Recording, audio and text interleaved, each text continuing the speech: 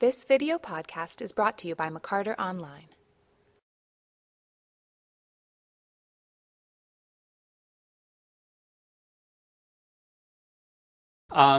There was a line in the Dickens novella that was not originally in the version of the script that I started with, where Marley says, "How it is that I appear before you in a shape that you can see, I may not tell.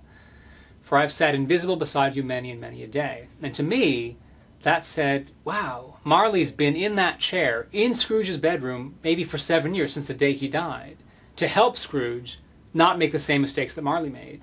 And Scrooge could never see him. So he's been an invisible presence throughout those 7 years. And so in my mind, and when I conceive the production, all the elements that help him on his journey are familiar items from his everyday life. So obviously Marley's been in this familiar chair that he sits in every day, that he eats his gruel in every day.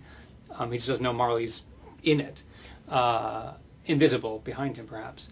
In the original design concept, the three spirits, Christmas, past, present, future, were all literally growing out of elements of his bedroom. There are three lights, three wall sconces, and the three lights translate into three little girls who represent the past, the light of his past, the happiness of his past. Christmas present is tied to the rug he falls through should I give these secrets away? His exit from Act 1 is through a rug. And so to me, that's tied to the cloak of the Ghost of Christmas present. Ghost of Christmas future, to me, is tied to the bed curtains that surround his every night. And I don't need the audience to actually understand that information as literally as I first conceived it.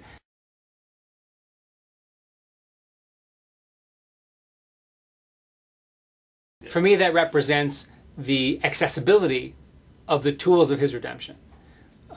Everything's very familiar to him, as perhaps to all of us. If we need to see what will improve our lives or what will make us better people, we probably can do it without searching much further than our own environment.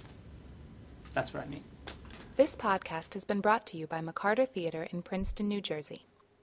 For tickets, call 609-258-ARTS or visit www.mccarter.org.